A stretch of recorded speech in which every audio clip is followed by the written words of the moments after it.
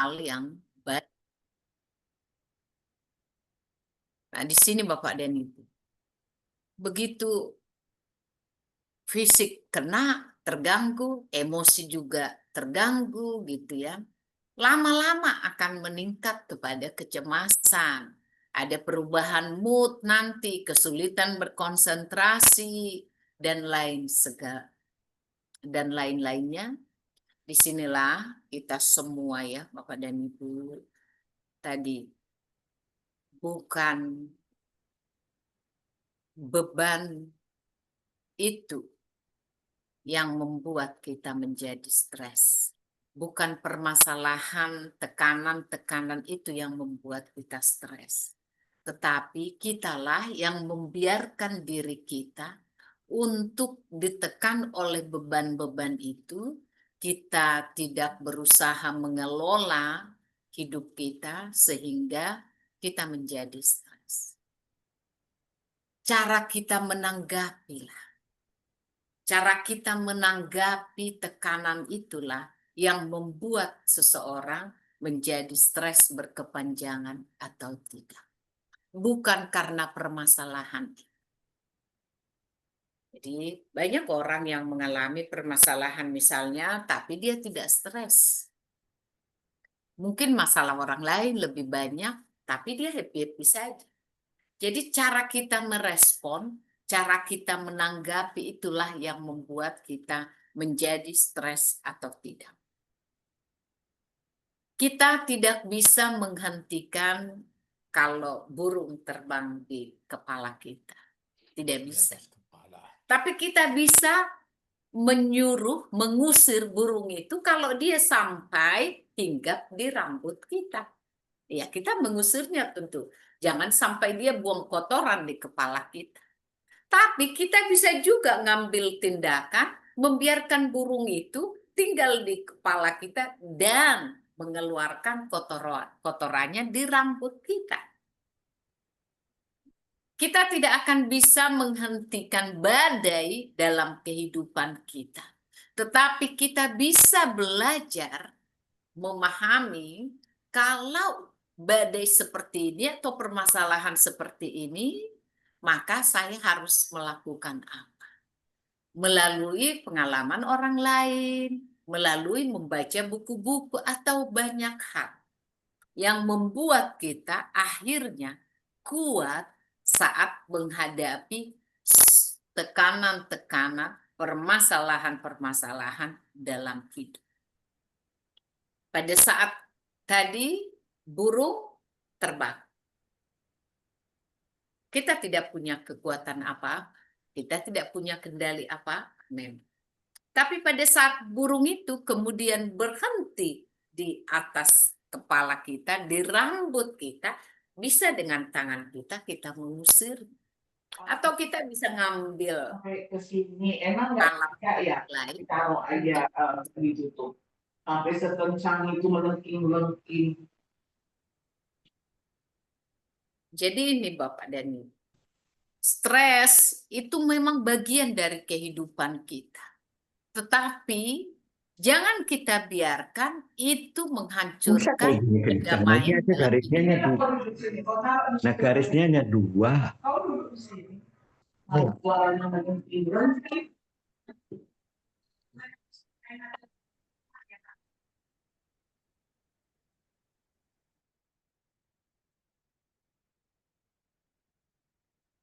Jadi seperti orang yang naik perahu, air udah pasti akan masuk ke dalam perahu, udah pasti.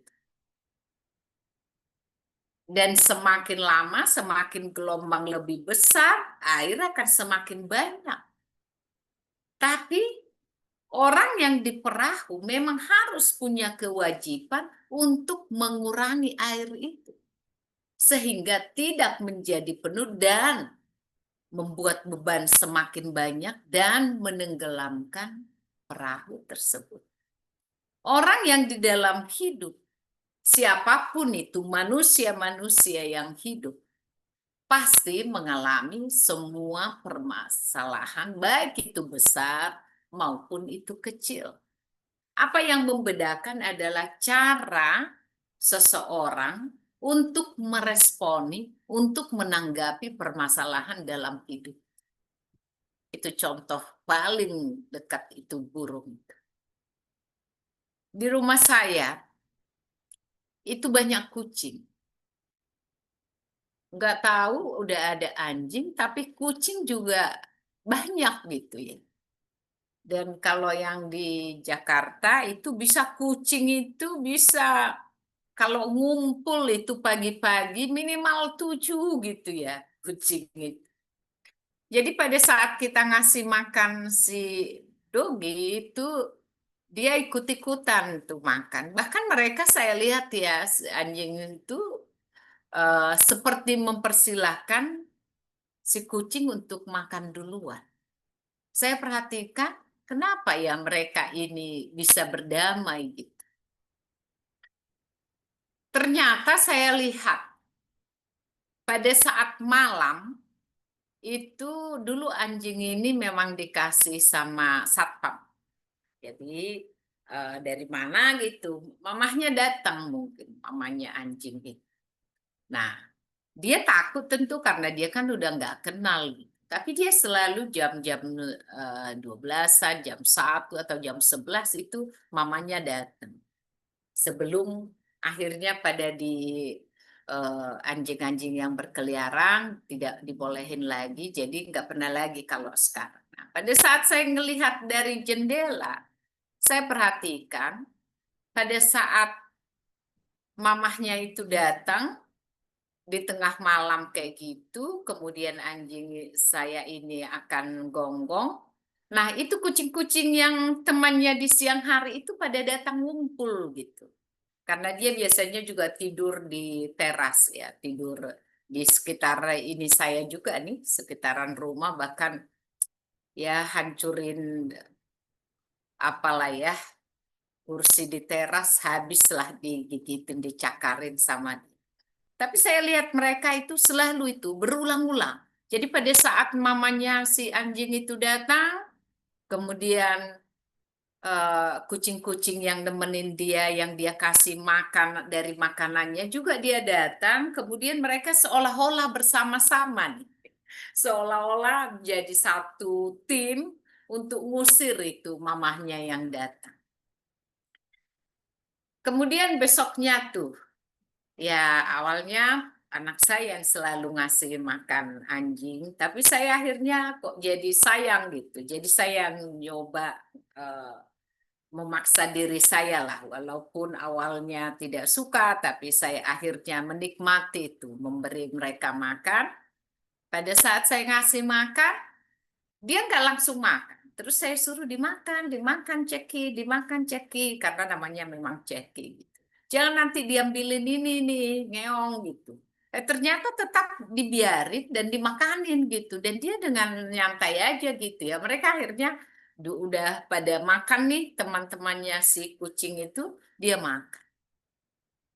Dari situ saya melihat bagaimana mereka ini yang bermusuhan ya secara jenis binatangnya ya, mereka adalah binatang yang saling bermusuhan antara kucing dan anjing. Tapi mereka bisa bersama gitu karena setiap malam ada gangguan gitu ya, mamahnya si anjing datang seolah-olah mau ngambil gitu, biarpun anjing ini memang kita rantai ya. Tapi di pikirannya si kucing yang lain, nanti takut itu diambil gitu, jadi mereka ikut tuh mengelilingi. Nah, begitu berlama-lama ya berbulan-bulan lah Bapak dan Ibu ya, berbulan-bulan dan akhirnya mereka menjadi satu tim seperti keluarga. Dan saya tadi pagi ngasih gitu ya, seperti biasa, dia akan membiarkan kucing-kucing lain untuk makan duluan. Betul. Artinya apa? Dia mencoba ya, dia mencoba mengatasi ketakutan itu ya selama ini. Dia mencoba mengatasi mamahnya datang seolah-olah mau ngambil dia gitu ya. Dia atasi dengan suaranya menggonggong, dan si kucing-kucing temannya yang memang dia udah baik-baiki itu akhirnya seolah-olah memberi bantuan dan menjadi satu tim, dan mereka bisa menyesuaikan diri dengan alam kehidupannya. Walaupun mereka berbeda jenis, mereka bisa saling menolong gitu ya, saling membantu, dan mereka ya sejauh yang saya lihat happy lah ya antara kucing dan anjing yang ada di tempat saya ini, di dekat saya. Di balik itu saya kemudian berpikir, bagaimana kita memanfaatkan semua sumber-sumber yang kita miliki, bahkan mungkin yang bisa mendukung kita, supaya kita bisa mengatasi semua perasaan atau tekanan-tekanan stres di dalam kehidupan kita. Kita sendiri memang sulit, karena pada saat kita mengalami stres, itu juga dapat menyebabkan gangguan komunikasi ya, antara orang tua, anak. Ada kemungkinan kewalahan gitu, orang tua mungkin merespon lekas marah atau frustrasi anak-anaknya karena orang tua mulai marah, itu kemudian merembet kepada anak-anak dan terjadi kesalahpahaman.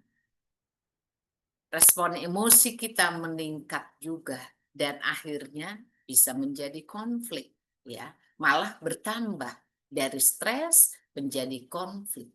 Karena itu mengelola stres ini memang harus didiskusikan.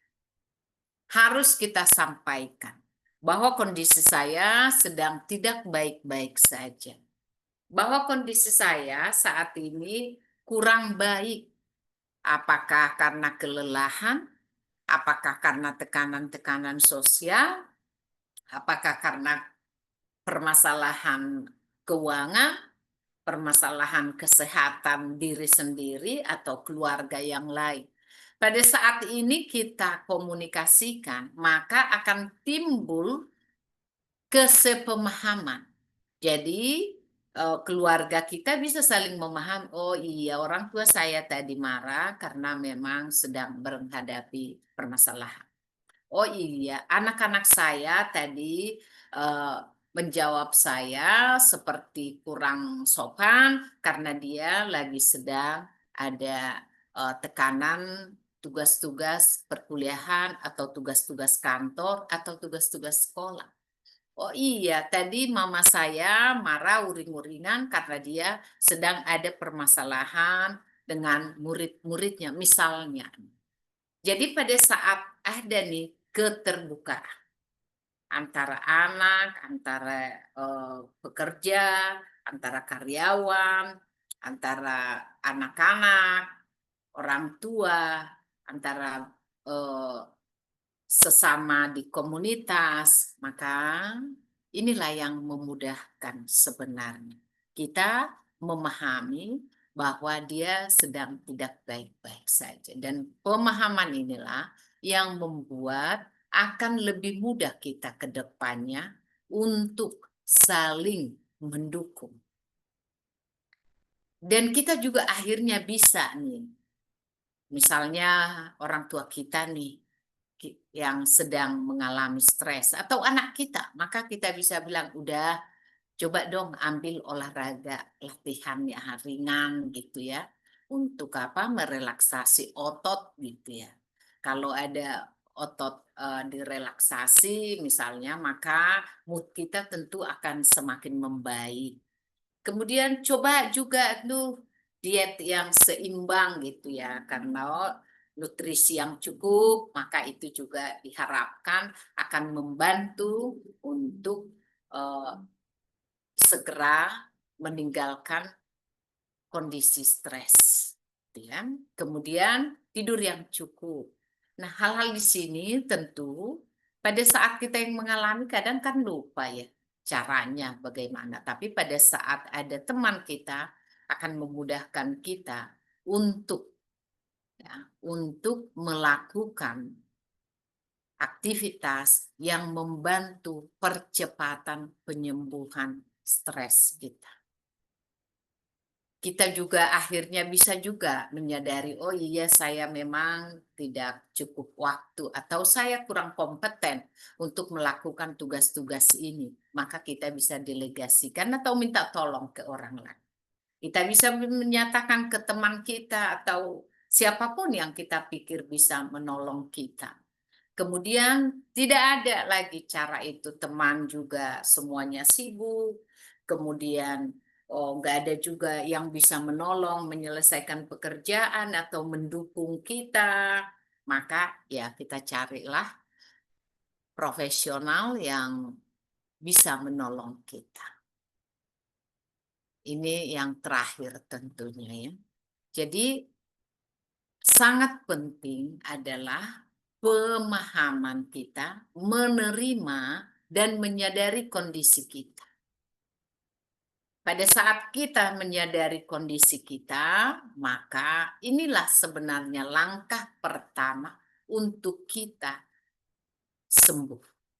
Karena dengan menyadari, maka kita tadi akan bisa melakukan terapi-terapi yang lebih pas dan mempercepat kesembuhan kita. Kita juga akan bisa mulai menarik napas panjang gitu ya. Ini terapi kita, kemudian memprioritaskan tugas-tugas kita. Dan bila perlu juga kita bisa rehat sebentar ya, rehat sebentar, kemudian kita fokus untuk praktis self-care yaitu olahraga di sini, tidur yang cukup, kemudian meditasi dan juga melakukan hobi kita ya. Sekarang kan terkenal itu healing dulu ya, gitu ya. Healing artinya melakukan penyembuhan luka batin kita atau luka-luka fisik kita dalam artian kelelahan fisik dengan cara mengambil waktu untuk berekreasi. Nah, kemudian mulai coba juga terkoneksi dengan teman-teman kita, dengan saudara kita yang mungkin memiliki pengalaman yang sama atau mungkin mereka nggak memiliki pengalaman terkait dengan stres, tapi mereka bisa memberikan eh, guidance atau mendukung kita sehingga kita lebih cepat terbebas dari kondisi yang tidak menyenangkan. Kemudian kita bisa mengelola dan memelihara hidup yang lebih sehat. Healthy lifestyle ini sangat penting sekarang. Banyak kehidupan kita yang sangat unhealthy ya, tidak sehat. Termasuk ya banyaknya waktu yang kita buang dengan scrolling gitu ya, scrolling bisa berjam-jam yang akhirnya mengganggu juga kepada tidur kita ya. Dan yang terakhir tentu adalah mencari pertolongan. Dari semua hal yang kita diskusikan, yang paling menjadi prioritas di dalam hidup kita ini adalah selalu mengingat bahwa stress less, love more. Ini menjadi satu quote, satu guidance buat kita berusaha untuk semakin mengurangi atau menghilangkan tingkat stres. Dengan cara apa kita? Dengan cara lebih mencintai. Jadi semakin kita mencintai itu, maka semakin kita mudah forgiveness, semakin kita mudah memaafkan orang lain. Semakin kita mudah memaafkan orang lain, maka semakin kita memiliki daya tahan dalam hal mengelola stres. Kenapa kita memiliki daya tahan? tadi salah satu penyebab stres itu kan tekanan sosial. Tekanan sosial itu kan datangnya bisa dari orang-orang sekitar kita, bisa dari teman sekerja kita, atau bisa dari lingkungan yang mungkin ya kita hanya berinteraksi sekali dua kali, tetapi dia menimbulkan luka dalam kehidupan kita yang membuat kita menjadi stres karena memikirkan itu. Nah, kalau kita mampu ya membuang rasa-rasa eh, marah kita ya, mengurangi atau benci atau sebel karena seseorang sudah mengganggu kita, maka tentu kan levelnya stres berkurang. Atau pada saat kita lebih mencintai orang, ya kita akan melihat sisi-sisi positif di orang tersebut. Maka sisi-sisi negatif itu tentu akan berkurang atau mungkin tidak ada yang kita lihat sisi negatif dari orang lain. Ini tentu akan mengurangi tingkat stres. Itu dari sisi tekanan sosial. Bagaimana dengan tekanan misalnya pekerjaan, kita menganggap kok saya saja. Kenapa harus saya? Misal, sama. Jika kita semakin mencintai orang, kita akan melihat, oh mungkin mereka sedang sibuk semua. Atau mungkin mereka kurang memahami, saya yang lebih memahami ini. Jadi tidak mengakibatkan stres, tetapi malah menjadi satu motivasi buat kita untuk mengambil alih pekerjaan itu. Sebenarnya yang membuat stres itu tadi bukan semata-mata karena kita burn out gitu ya, tapi bagaimana kita juga melihat pekerjaan itu, melihat waktu itu. Apabila kita menganggap bahwa kita seolah-olah tidak punya waktu lagi, seolah-olah kita menjadi apa ya, tempat buangan sampah dari semua pekerjaan misalnya, tentu kita akan stres. Tapi kalau itu kita lihat ya, ini justru kesempatan saya untuk belajar gitu ya. Justru kesempatan saya semakin lebih mampu meningkatkan kompetensi saya. Maka pada saat kita disuruh-suruh lah ya, bahasa kurang sopannya gitu ya, disuruh-suruh, ya kita akan happy aja menerima itu. Dan karena kita happy tadi, karena kita akhirnya mencintainya, mencintai pekerjaan, mencintai orang, ya mencintai proses, maka kita akan bisa menyelesaikannya dengan lebih cepat. Jadi intinya adalah stres itu harus kita kelola.